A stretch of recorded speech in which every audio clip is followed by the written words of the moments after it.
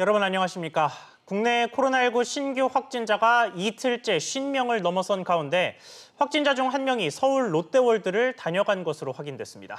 롯데월드는 영업을 조기 종료하고 방역에 착수하겠다고 밝혔는데 당일 방문자만 2,000명에 달해 확산 우려가 커지고 있습니다. 자세한 내용 취재 기자와 이야기 나눠보겠습니다. 김한진 기자 나왔습니다. 김 기자, 네. 우선 롯데월드 확진자 소식부터 전해주시죠.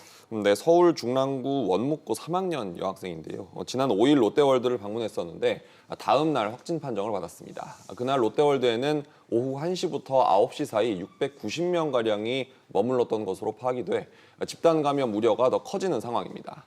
원목고는 내일 모레까지 다시 온라인 수업을 진행하기로 했고요. 서울시교육청은 확진 학생 접촉자 150명을 우선 검사하고 원목고 학생과 교직원 600여 명에 대한 전수조사도 실시하기로 했습니다.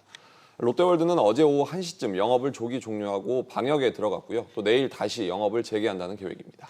네, 그 외에도 수도권에서 전반적으로 지금 확산세가 심상치 않은데 네. 구체적인 상황이 어떤지도 좀 정리해 주시죠. 일단 어제 0시 기준으로 신규 확진자는 57명이었는데요. 이 가운데 52명이 수도권에서 나왔습니다. 예.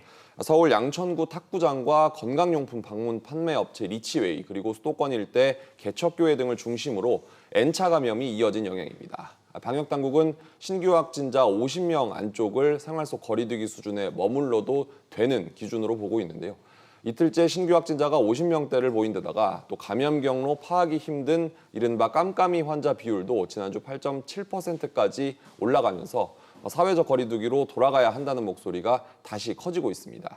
오늘은 중학교 1학년과 초등학교 5, 6학년까지 학교에 가게 되면서 전국 유치원과 초중고 학생 595만여 명이 모두 등교 수업을 받게 됐는데요.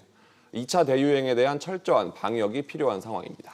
네, 관련해서 기업들 움직임도 한번 보겠습니다. 네. 이 코로나19로 많은 기업들이 재택근무를 경험을 했는데 네. 최근 움직임을 보니까 앞으로 하나의 트렌드가 될 수도 있겠어요. 네, 지금 롯데그룹이 일단 주 1회 재택근무를 무조건 하고 있는데요. 이어서 SK텔레콤 사례도 좀 특이합니다. SK텔레콤은 분산근무 필요에 따라서 모든 직원이 10분에서 20분 거리로 출퇴근할 수 있도록 지원하기로 했습니다. 지금은 서울 서대문과 종로, 경기 분당과 판교 등에 있는데 이 오피스들을 강남과 송파, 그리고 일산, 강서 등 6곳에 추가로 더 만드는 방안을 추진합니다.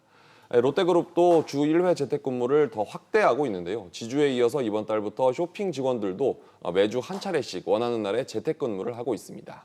코로나19를 계기로 시작된 다양한 업무 방식이 장기적인 트렌드로 자리 잡을 수 있을지 주목됩니다. 네, 김 기자 이야기 잘 들었습니다.